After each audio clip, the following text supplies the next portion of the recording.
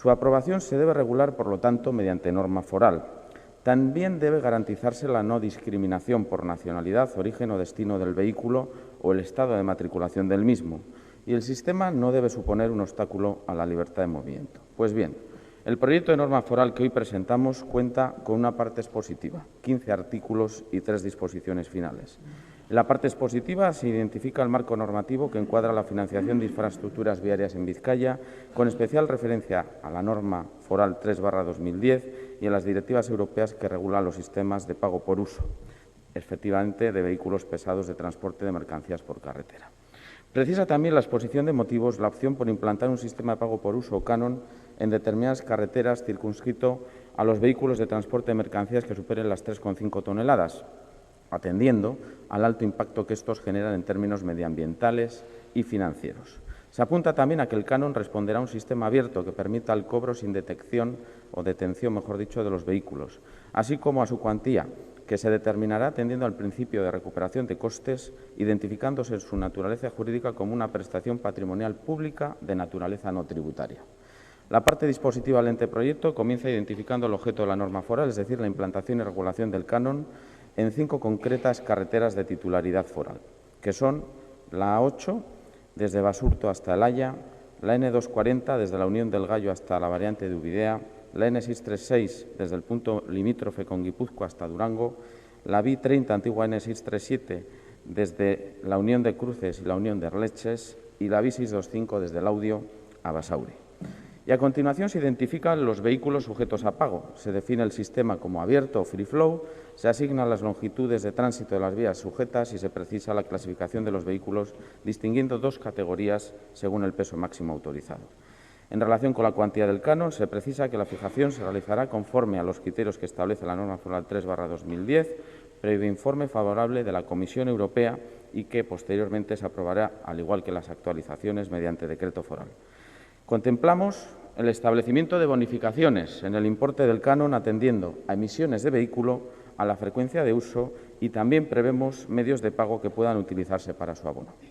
La exacción, gestión, recaudación del canon se encomienda a la Sociedad Pública Foral Interviac. Específicamente se contempla que los fondos recaudados deban destinarse exclusivamente a los tramos sujetos al canon.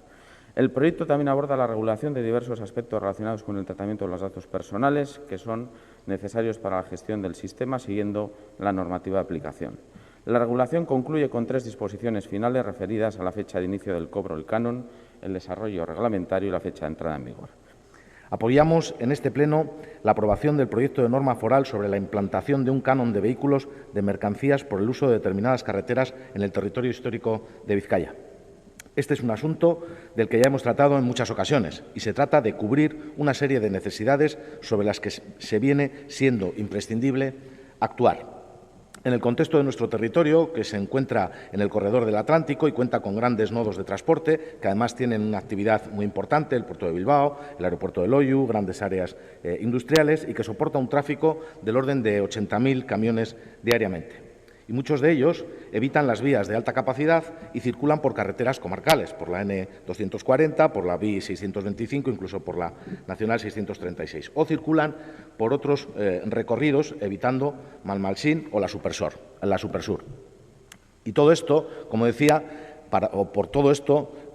nos urge actuar, para evitar que algunos puntos de la red que están al borde del colapso, como La Avanzada, Arratia, Róntegui, etcétera, no lo hagan, para cumplir con las directrices de la Unión Europea en materia de sostenibilidad, para que quien contamine pague y quien utilice pague, para derivar la mayor parte de mercancías a fórmulas de transporte más sostenibles, como el ferroviario o el marítimo, para incentivar la actividad local, que necesita menos desplazamientos y que es más sostenible medioambientalmente hablando, para seguir avanzando con pasos firmes y seguros y hacer un país más avanzado y habitable, dejando a las generaciones venideras un mundo mejor.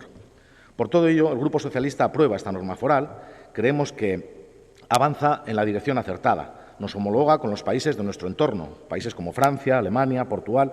23 de los 27 países de la Unión tienen implantado un modelo de pago por uso para el transporte de mercancías o para el transporte en general. Desde el punto de vista del medio ambiente, avanzamos en la dirección acertada, favoreciendo que una parte muy importante de las mercancías se deriven a medios menos contaminantes, como decía, el ferroviario, el marítimo, y evitando que toneladas de CO2 se emitan a la atmósfera y con ello podamos minorar las emisiones de gases de efecto invernadero.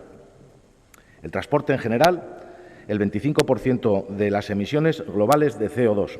Emite el 25% de las emisiones globales de CO2. En los últimos 15 años solo ha reducido un 8% de las emisiones, frente al 30% de la industria, por ejemplo. En Euskadi es el sector que más ha aumentado sus emisiones, tanto en términos relativos como en términos absolutos, más de 3 millones de toneladas adicionales de CO2. La mayor parte de los sectores están tomando medidas que están haciendo que sus emisiones se reduzcan y, por el contrario, el transporte en general y el de carreteras en particular, la tendencia no es la misma. Es, por tanto, no solo una posibilidad, sino una necesidad obligatoria.